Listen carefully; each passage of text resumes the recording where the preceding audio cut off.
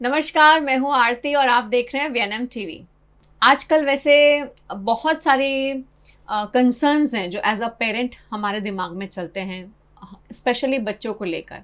और अगर हम बात करते हैं गैजेट्स की, तो हमें पता है कि स्क्रीन टाइम जो है वो हमारा हमेशा एक पेरेंट के लिए कंसर्न रहा है कि किस तरह से स्क्रीन टाइम बच्चों के लिए कम किया जाए और बच्चों को किताबों की तरफ लेके जाया जाए। जो उनकी रीडिंग हैबिट्स हैं कहीं ना कहीं गैजेट्स के आने से कम होती दिख रही हैं। बच्चे जो हैं अगर पढ़ने की कोशिश करते हैं तो भी वो स्क्रीन्स में होती है, जैसे किंडल आजकल बहुत फेमस है तो वहाँ पढ़ा जाता है, पर किताबों में जो पढ़ाई होती है, जो रीडिंग होनी चाहिए, वो सारी चीज़ें जो हैं वो कहीं छूटती जा रही हैं।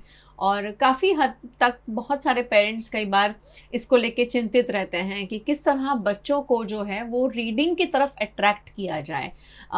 ऐसा कुछ किया जाए जिससे बच्चे खुद ही रीडिंग को लेकर इंटरेस्टेड फील हों। तो आज इसी पे बात करेंगे। मेरे साथ स्टूडियो में मौजूद हैं हमारे बहुत ही पुराने और बहुत ही हैप्पी फेस वाले हमारे स्पेशल एक्सपर्ट हैं। ये है मिस बीना पटेल। मैम, आपका बहुत बहुत स्वागत है एक बार फिर से। नमस्ते। बीना मैम जब भी यूएस से यहाँ आते हैं हम मेक श्योर करते हैं कि हमारे पास आएँ, क्योंकि इनके पास इतने नए नए आइडियाज़ होते हैं। और मैम का बच्चों को लेकर जो प्यार है, बच्चों के लिए कुछ करने की जो एक भावना है, और स्पेशली वीएनएम टीवी किड्स के साथ जो प्यार है वो उनको यहाँ खींच ही लाता है हमेशा। तो इसीलिए आज बहुत ही इंटरेस्टिंग टॉपिक पे बात करने वाले हैं। कैसी टेक्निक के बारे में बात करेंगे जिससे अगर आप एज अ टीचर या एज अ पेरेंट अपने बच्चों के रूटीन में लेकर आने की कोशिश करेंगे तो बच्चों के लिए रीडिंग जो है वो बहुत इंटरेस्टिंग बन जाएगा। तो बीना मैम, सबसे पहले जिस तरह मैंने मेंशन किया हमारी ऑडियंस को कि गैजेट्स का युग है अब। हाँ। हम बात करें छोटे बच्चों की, मिडिल एज की, एडोलेसेंट्स की, हर बच्चे के हाथ में आजकल गैजेट दिखता है। हाँ। और इसकी वजह से भी बच्चों की रीडिंग और राइटिंग में काफ़ी तकलीफ़ें भी देखी जा रही हैं। क्या कहेंगे उस बारे में पहले? हम ये गैजेट्स को ख़त्म तो नहीं कर सकते। गैजेट्स के साथ ही काम करना है, मगर हम ऐसा करें कि एक्चुअल बुक्स होती है उसमें ऐसे रीडिंग करें कि बच्चों को एक्साइटमेंट हो, तो फिर गैजेट्स साइड में हो जाएंगे। पेरेंट्स और टीचर को ये ध्यान में रखना है कि जब हम स्टोरी बुक रीड करते हैं कैसे करेंगे, तो शुरू से पेज 1 से पेज लास्ट तक जाए, जिस पूरी कहानी सुने, बंद कर दे और रख दे, ऐसे तो नहीं है ना। तो ये एक एक्सपीरियंस होना चाहिए कि बच्चों को इन्वॉल्व करना चाहिए पढ़ते समय। There are different techniques to use in order to involve children in reading. Right. So it becomes an experience rather than teacher is reading and children are बिल्कुल listening. सही बात है। तो हमें पता नहीं चलता है कि किसी को क्या समझ में आया, किसी को कोई शब्द का अर्थ नहीं मालूम तो पूछा नहीं। Because some teachers what they do is while they are reading they expect children to sit and listen. अच्छा, बेड टाइम हो तो ठीक है कि भाई अगर आप सुनते हो बात नहीं करते, मगर स्कूल में it should become a learning experience. Very true, है ना जी। तो फिर गैजेट्स के साथ वो नहीं होएगा, टीचर के साथ होगा। तो गैजेट बाजू में रह जाएंगे। तो ऐसी बुक्स सिलेक्ट करें जिसमें ये कॉन्वर्सेशन पॉसिबल है। राइट। मैम की ये बात से मुझे एक बात और याद आई कि मैंने कहीं पढ़ा था कि अगर आपको पियानो सीखना है तो पियानो सिर्फ देखने से नहीं सीखा जाता है, पियानो बजाने से सीखा जाता है। तो जिस तरह मैम ने बताया कि रीडिंग ऐसी स्किल है जहां आप सिर्फ ये कहें कि बच्चा हमें सुने और सुनकर सीख ले तो वो सही नहीं होगा। उस प्रोसेस में हमें बच्चे को इन्वॉल्व करना पड़ेगा। मैम, आपने बताया था कि डायलॉजिक रीडिंग एक ऐसा टूल है जहां आप बच्चों के लिए एक इंटरेस्टिंग एटमॉस्फेयर क्रिएट कर सकते हैं रीडिंग को लेकर। तो ये क्या है? So dialogic reading is a reading strategy. उसमें क्या होता है कि हम बच्चों को प्रॉम्प्ट्स देते हैं, सवाल के ज़रिए, कमेंट के ज़रिए। तो prompts will encourage children to get involved, right, or participate in this story that you're reading. Dialogic reading में 5 prompts होते हैं जी। उनका एक एक्रोनिम बनाया है। इट्स CROW और D। जी। C से completion prompt, अच्छा, सो आप ऐसी बुक चूज करो जिसमें ज़्यादातर होता है बुक्स में कोई फ्रेज रिपीट होता है, या कोई कोई 2 लाइन का सॉन्ग रिपीट होता है. सो ऐसा रेपिटेशन हो, वो एक डिवाइस है. जी, हाँ? तो फॉर एग्जांपल हम थ्री लिटिल पिग्स की बात करें, जी, तो कोई फ्रेज है जो रिपीट होता है. So the wolf will say I'll huff and I'll puff and I'll blow your house. So जब हम वो पार्ट पे आते हैं ना, तो बच्चों को बोलते हैं क्या कहा. सो ओके, वो तो वो वो complete बोलेंगे. करना है. हाँ, तो हम बुक में से पढ़े उसके बजाय वो, बच्चों को हाँ, पूछा वो जाए.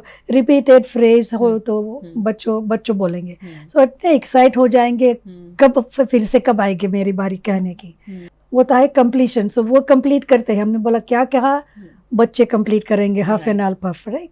सो द सी से कंप्लीशन प्रॉम्प्ट. आर से रिकॉल. सो स्टोरी पढ़ते पढ़ते बोलते हैं कि अब ये स्टोरी में क्या हुआ था. अगर आप दूसरी तीसरी चौथी बार पढ़ रहे हो तो पूछते हैं फिर आगे क्या होगा. सो उनको पूछे कि मालूम है कि क्या हुआ.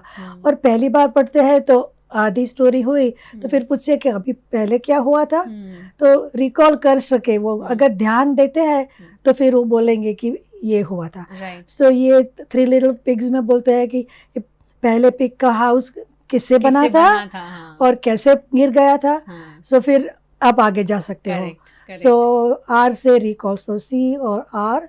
और ओ से होता है ओपन एंडेड प्रॉम्प्ट. सो ज़्यादातर क्या होता है कि बुक्स में इलस्ट्रेशंस होते हैं ना.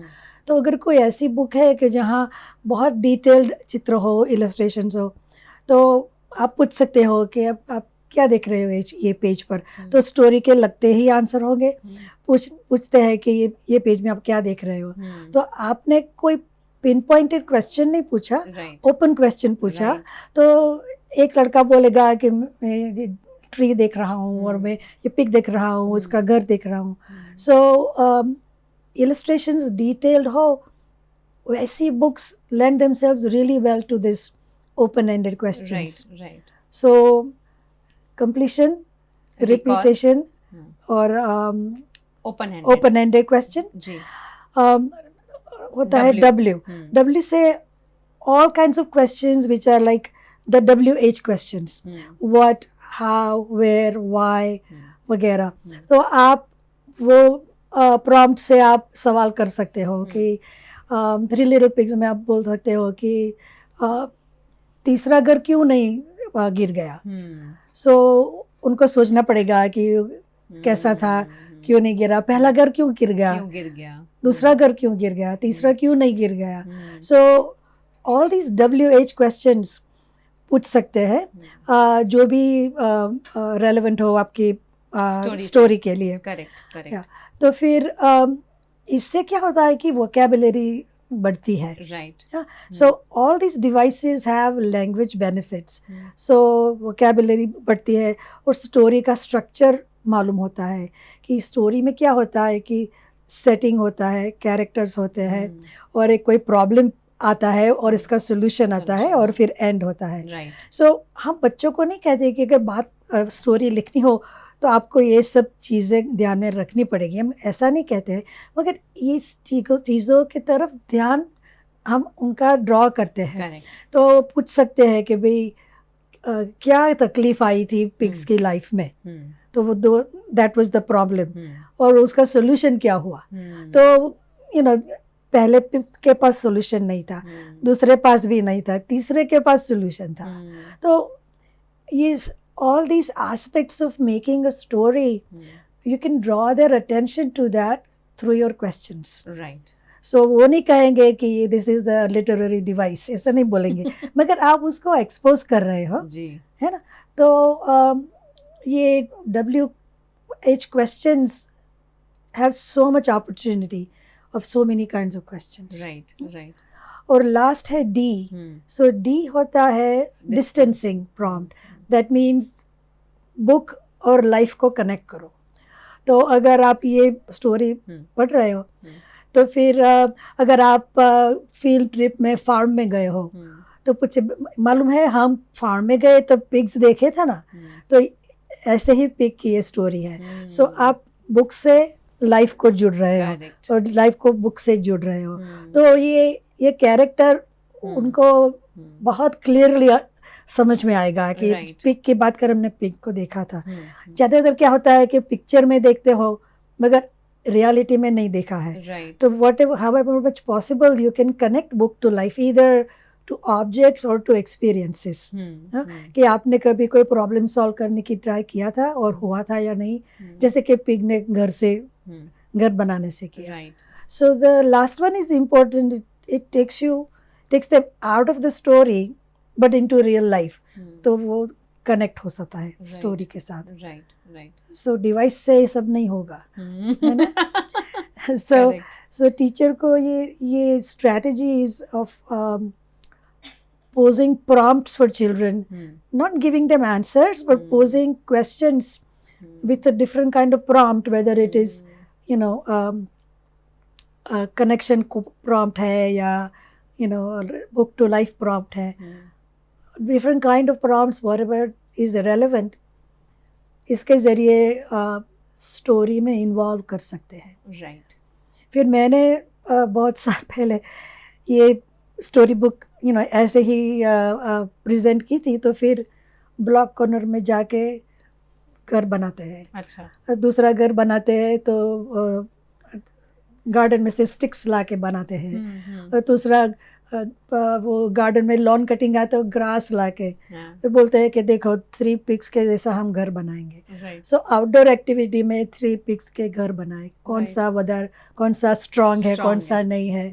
सो या क्या होता है कि acting it out makes them understand the story better, कि क्या हुआ था। हम अब उसको नाटक की तरह रोल प्ले कर रहे हैं। तो पहले सुना, फिर पिक्चर्स देखे, अब हम एक्ट कर रहे हैं। सो ऑल डिफरेंट मीडियम से स्टोरी को अंडरस्टैंड कर रहे हैं। राइट, बहुत सही बताया मैम ने, और पूरा डिस्क्रिप्शन दिया है टेक्निक का। उन्होंने एक्रोनिम बताया है CROWD, क्राउड। ये एक टेक्निक है प्रॉम्प्ट करने की।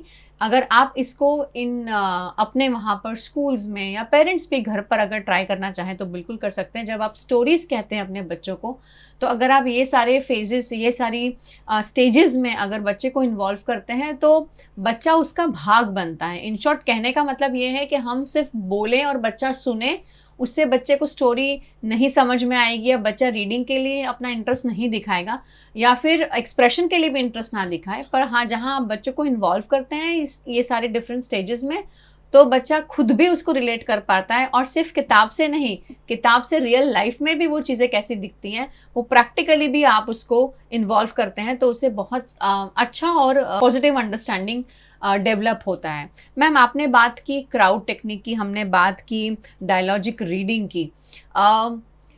हमने पहले भी इस बारे में बात की है कि ये सारी चीज़ें जो हैं, इस पे एज अ टीचर आपका खुद का इंटरेस्ट होना भी बहुत ज़्यादा ज़रूरी है। डेफिनेटली तो क्योंकि बीना मैम थे तो बीना मैम ने किया, क्योंकि बीना मैम खुद इंटरेस्टेड हैं और बीना मैम चाहते हैं कि मैं अपने क्लास में चीज़ों को बच्चों के लिए सिंप्लीफाई करूं और ज़्यादा रीचेबल हो मेरे बच्चों के लिए, इजीली अंडरस्टैंड कर सके।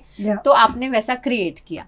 क्यों ज़रूरी है टीचर्स के लिए? क्योंकि आज भी जब हम एजुकेशन की बात करते हैं, प्री स्कूल स्पेशली अगर हम प्री स्कूल एजुकेशन की बात करें, तो अभी भी बहुत सारे ऐसे एरियाज हैं जहाँ टीचर खुद भी इतने एक्सप्रेसिव नहीं है। सो ये है ना कि आप छोटे बच्चों के साथ काम करते हो, प्री स्कूलर्स और किंडरगार्टनर्स इवन। तो रोमन टाइम्स में कहते थे कि the younger the child, the better qualified teacher should work with them. So youngest population needs the best qualified teachers. हम आज नहीं कहते, वो रोमन टाइम में भी कहते थे। तो कितना इम्पोर्टेंट है, बिकॉज बच्चों के लिए सभी चीज़ पहली बार हो रही है। सो अगर आप एक्साइट हो के, कोई भी बुक हो, आप एक्साइट हो के पढ़ते हो, आप प्रिपेयर करते हो बुक पढ़ने से पहले कि मैं ये पूछूंगा, तो ये क्राउड डायलॉजिक रीडिंग में क्या करते हैं कि पोस्ट-इट नोट्स लेते हैं जी, और आपको जो बुक दिखाते हो उसके पीछे प्रॉम्प्ट लिखते हैं कि अच्छा। ये पेज आया तो मेरा ये प्रॉम्प्ट है। तो आपको जैसे हम अभी ट्राई करते थे ना सवाल सोचने का, वो नहीं पड़ती है जरूर। बच्चे नहीं देख सकते हैं पर आप आपकी देख तरफ, सकते हैं। वो पिक्चर देखते हैं जी, तो आप प्रॉम्प्ट पूछ सकते हो जी। और फिर कुछ और याद आए तो वो भी ऐड कर सकते हो। Right. एटलीस्ट एक प्रॉम्प्ट फॉर एवरी डिवाइस और CROWD सब के लिए आप एक प्रॉम्प्ट चूज कर सकते हो।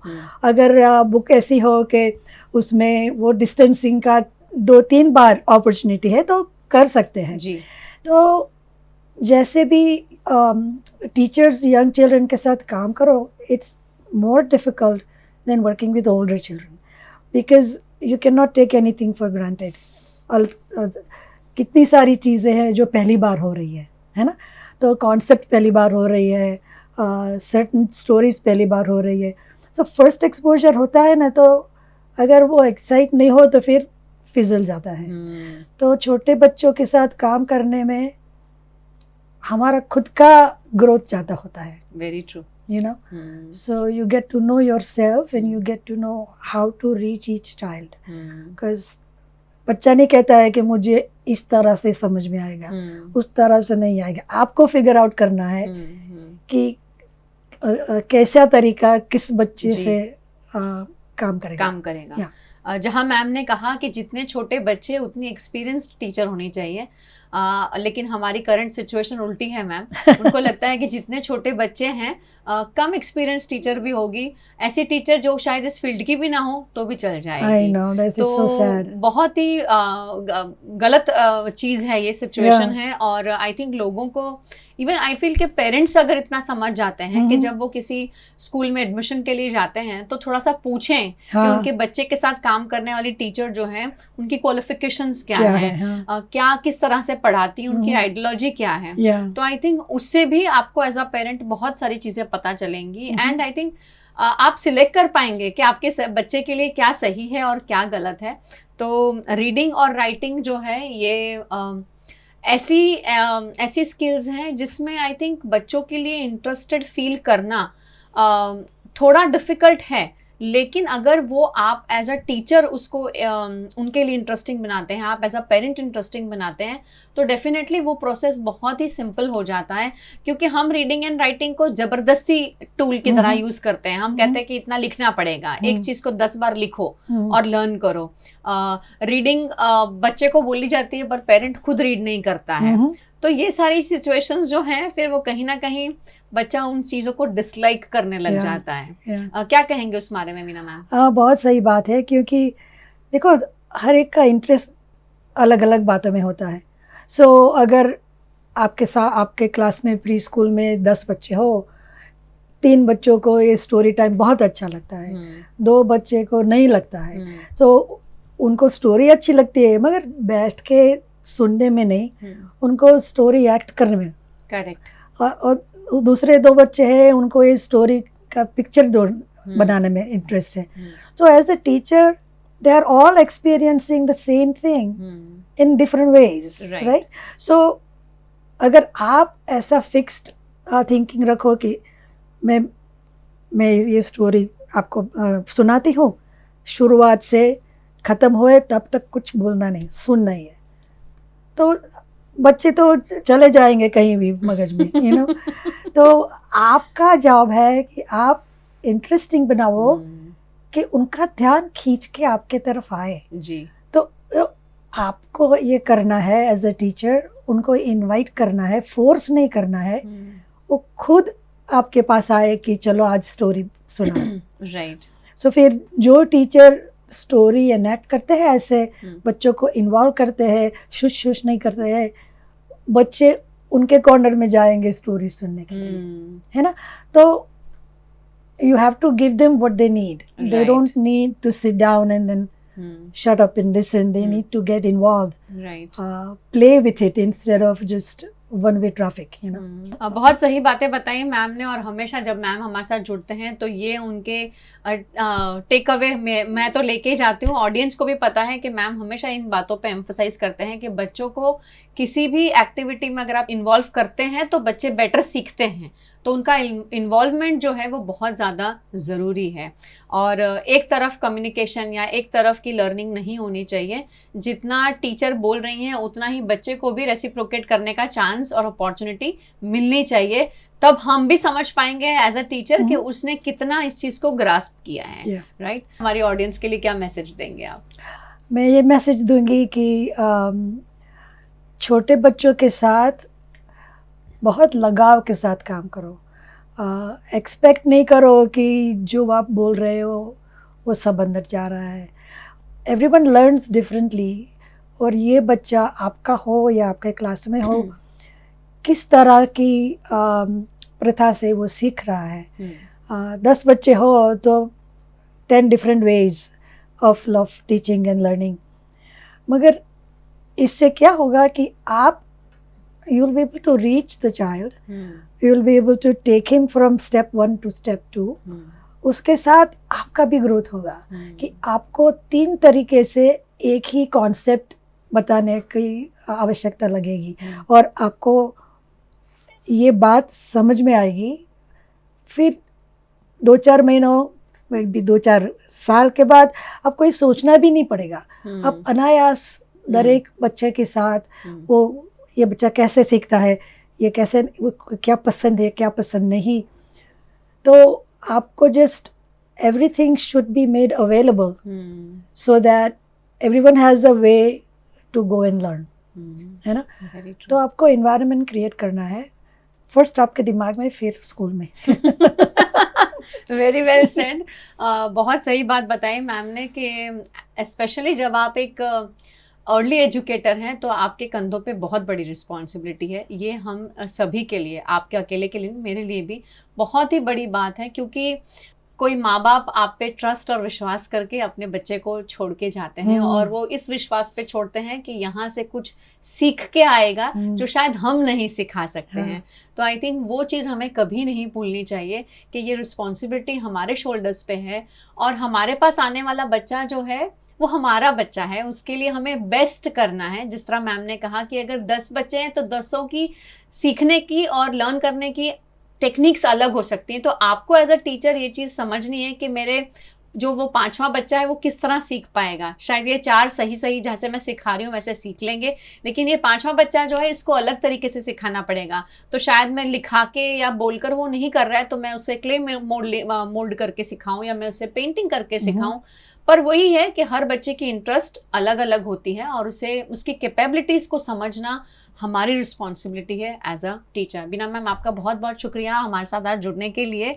Thank you so much Beena ma'am, और आप सभी का भी अ बिग थैंक यू। हर हफ्ते आप इसी तरह हमारे साथ जुड़ते हैं, आगे भी ऐसे ही जुड़ने के लिए आपको VNM TV किड्स का चैनल जो है इसे लाइक करना है, शेयर करना है, लेकिन सब्सक्राइब करना बिल्कुल नहीं भूलना है, तभी आप हमसे जुड़ पाएंगे।